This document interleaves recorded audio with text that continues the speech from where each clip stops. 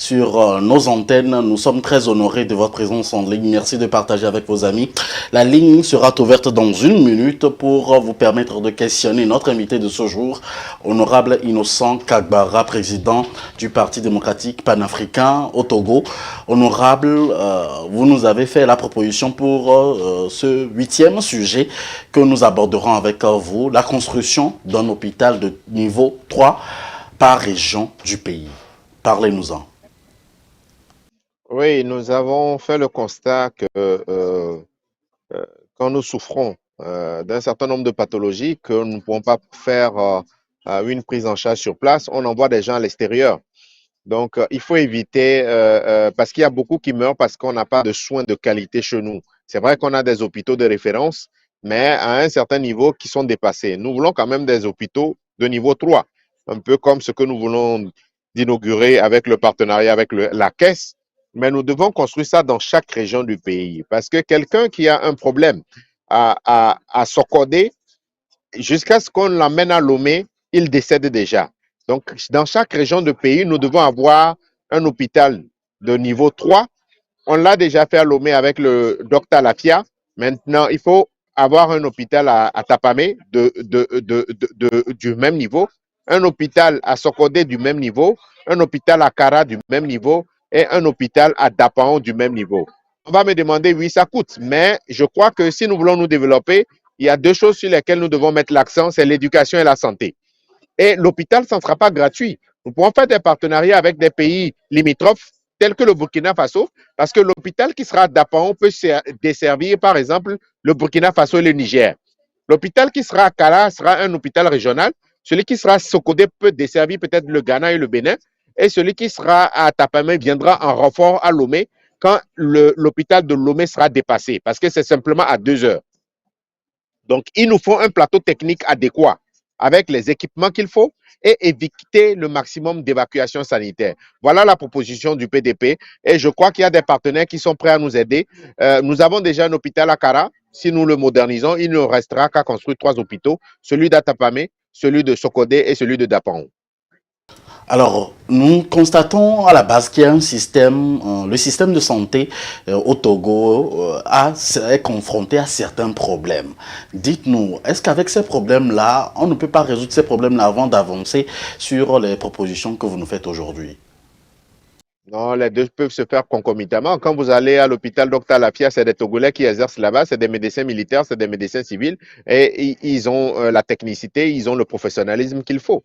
Donc, l'hôpital, c'est quoi? Il y a 3 choses. Il y a à la fois le plateau technique qu'il faut mettre en place avec l'ensemble des équipements, mais il faut former des gens qui puissent utiliser ces équipements. Donc, c'est le problème de formation du personnel.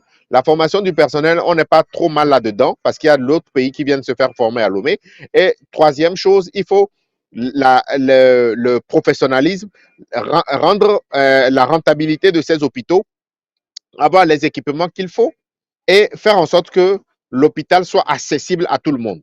Par exemple, quand vous prenez le problème des urgences, il n'est pas normal que dans nos pays africains en général, c'est au niveau même de l'urgence qu'il y a plus de décès. Parce qu'on n'a pas le dispositif qu'il faut. Et si vous n'avez pas d'argent, vous ne pouvez pas avoir les premiers soins. Donc, il faut passer de ces genres d'infrastructures à un autre niveau où, même sans les moyens, qu'on puisse faire une première prise en charge en attendant que la famille puisse. Toujours un petit problème de connexion avec Honorable Innocent Kagbara aujourd'hui que nous recevons depuis la Russie et qui nous parlait donc de la proposition. Elle est terminée. On était Et coupé si entre cela temps. nécessite la Et si cela nécessite l'intervention des parents, je disais que je salue la mise en place de l'AMU. Même s'il y a des difficultés, je salue la mise en place de l'AMU parce qu'au niveau de l'AMU, si vous venez, il peut avoir une prise en charge, une première prise en charge en attendant que la famille puisse contribuer parce que l'AMU ne prend pas en charge tout. Donc, je crois qu'il faut qu'on avance dans nos pays et que l'argent ne soit pas un frein à l'accès aux soins.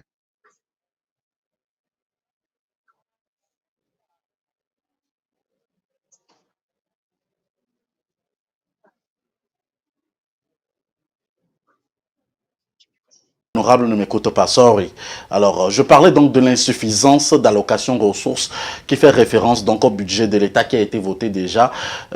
Dites-nous, honorable, que feriez-vous lorsque vous remporterez des sièges, encore une fois pour ce second mandat au niveau de l'Assemblée, au niveau des élections? Oui, comme je vous l'ai dit, la priorité, c'est la santé et l'éducation. Nous devons renforcer notre plateau technique, renforcer la formation du personnel soignant et faire en sorte qu'on puisse avoir un personnel qui est professionnel et que l'argent ne soit pas un frein à l'accès aux soins. Donc, le dispositif que nous avons, il n'est pas mal. Nous allons le renforcer, nous allons faire plus de dotations et nous allons, à travers le partenariat public-privé, construire des hôpitaux qui ne vont pas coûter cher à l'État. Quand vous prenez l'hôpital Dr Lafia, il a été construit en partenariat avec la CNSS. Je crois qu'au niveau du Togo, il y a des structures d'État qui peuvent permettre de construire 3 hôpitaux. Il y a par exemple la Lonato, il y a le port de Lomé, il y a la SNPT, il y a un certain nombre de structures. Si on a un partenariat avec ces structures, nous pouvons construire d'autres hôpitaux sur le modèle de Dr Lafia avec la CNSS. Je crois que nous pouvons le faire. La construction de ces hôpitaux, l'argent peut ne pas venir de l'État, mais l'État peut subventionner pour que ces hôpitaux puissent mieux fonctionner. Et nous pouvons vendre, chaque hôpital de région aura une spécialité. Et cela va faire que nous allons faire du tourisme sanitaire, un peu comme cela se fait à Cuba, pour que les gens viennent d'ailleurs se faire soigner. Lomé peut être un centre spécialiste de cancer, de dialyse. Atapamé peut être autre chose, d'autres pathologies. Le Sokodé, d'autres pathologies, pour que nous puissions avoir des clients de par le monde. Le système Je de crois que santé.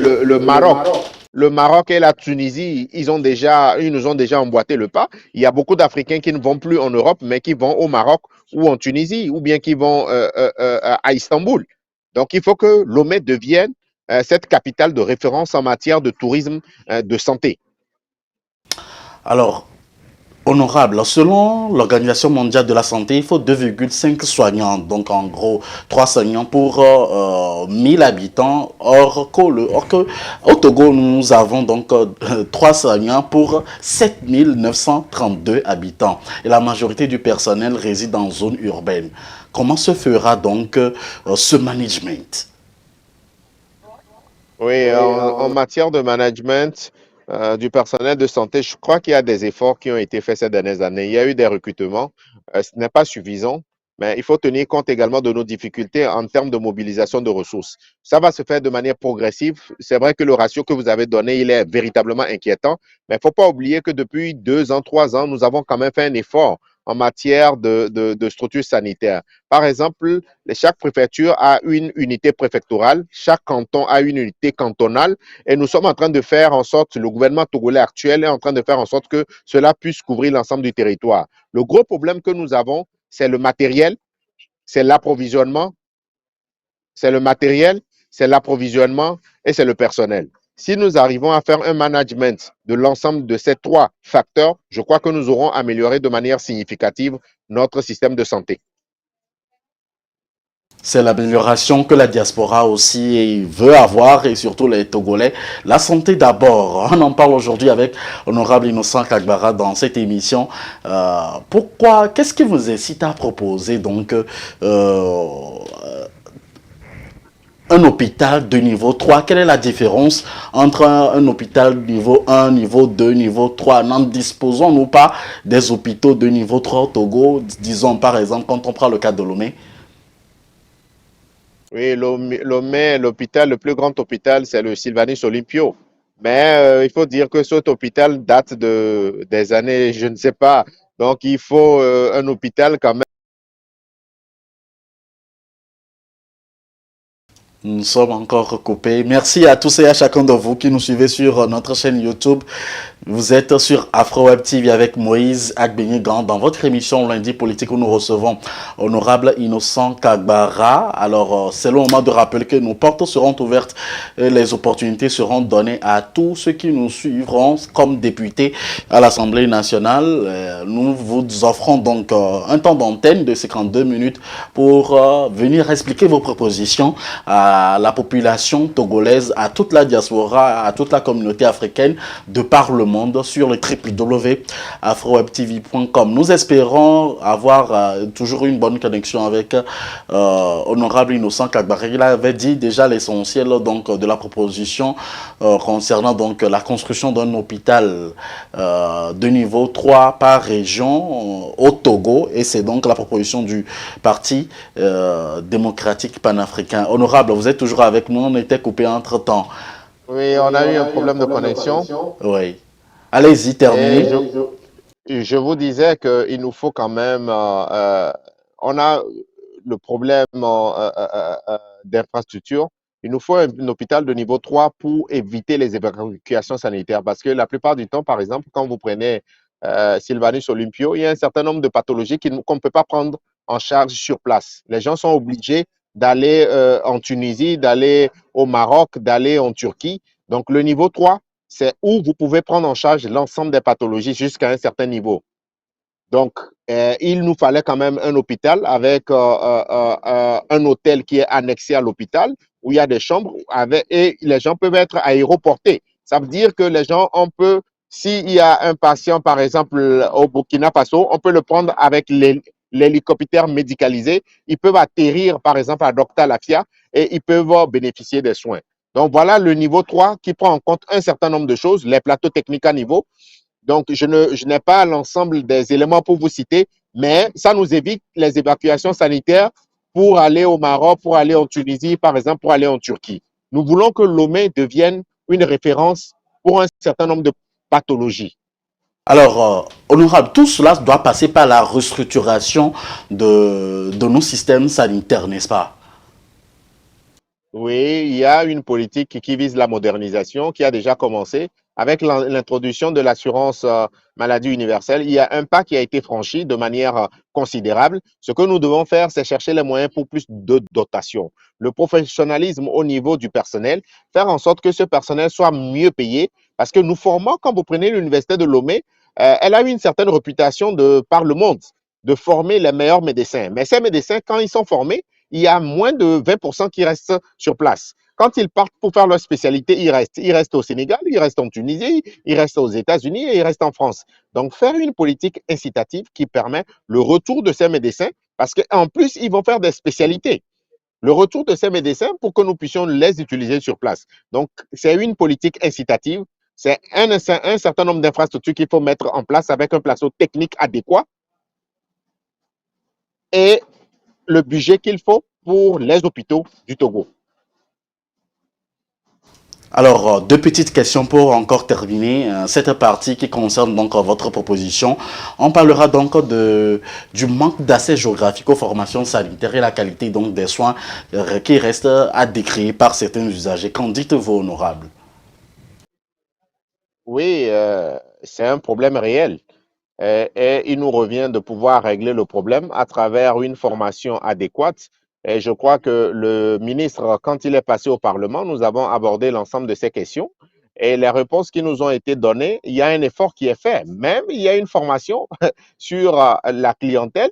Mais qu'est-ce qu'on observe sur le terrain, c'est que les gens, ils sont bien formés, mais sur le terrain, ils font autre chose. Maintenant, la distance entre un hôpital, par exemple, il faut avoir, par exemple, dans les cantons, au niveau de la préfecture, des hôpitaux de zone préfectorale avec un niveau, cantonal avec un niveau. Et quand même, je peux vous rassurer que sur ce plan, il y a un effort qui est en train d'être fait pour que nous puissions atteindre des objectifs, pour que les gens n'aillent pas plus de 10 kilomètres pour trouver un hôpital. Et cet effort est en train d'être fait. Cet effort est en train d'être fait. Honorable Innocent Kagbara, il est bien donc de construire des hôpitaux, mais comment se fera véritablement la gestion de ces hôpitaux pardon, pour qu'ils durent dans le temps et répondent toujours aux besoins donc des populations, même des populations qui résident à l'intérieur du Togo? Bon, c'est une question de management, vous l'avez dit. Nous avons quand même la formation de ces gens qui ont la technicité qu'il faut. Maintenant, il faut qu'ils soient formés au management des hôpitaux et il faut qu'ils soient formés également à la gestion de projet. Il y a un certain nombre qui sont très compétents dans leur domaine, mais ils n'ont pas le management de la gestion d'une structure. Donc, c'est là où il y a des lacunes. On a le ministre Moundi Awa, depuis qu'il est venu, il a essayé la contractualisation qui donne les efforts. Peut-être qu'il faut regarder encore plus si nous devons aller dans beaucoup plus de contractualisation. Donc, les hôpitaux seront construits, mais peut-être on va former un conglomérat, un groupe, un partenariat public-privé pour gérer ces hôpitaux. Donc, ça ne sera pas une gestion exclusive, par exemple, de l'État. C'est la fin donc de notre émission Lundi Politique sur Afro-Web TV. Quel est votre message de fin pour clôturer cette émission? C'est un plaisir d'être avec vous chaque lundi pour parler à nos concitoyens. Aujourd'hui, nous avons parlé de la santé et je pense que nous avons deux ou trois priorités. C'est l'éducation, c'est la santé, c'est les infrastructures. Un pays qui est sérieux, un pays qui veut se développer doit investir dans ces secteurs et c'est ce que nous comptons faire au niveau du PDP. Et c'est pour ça que quand le moment viendra, nous vous demanderons à l'ensemble des concitoyens togolais de nous accorder leur confiance pour que nous puissions réaliser le rêve togolais, le rêve que nous voulons nous tous. Merci. Merci, honorable Innocent Kagbara, président du PDP, Parti démocratique panafricain.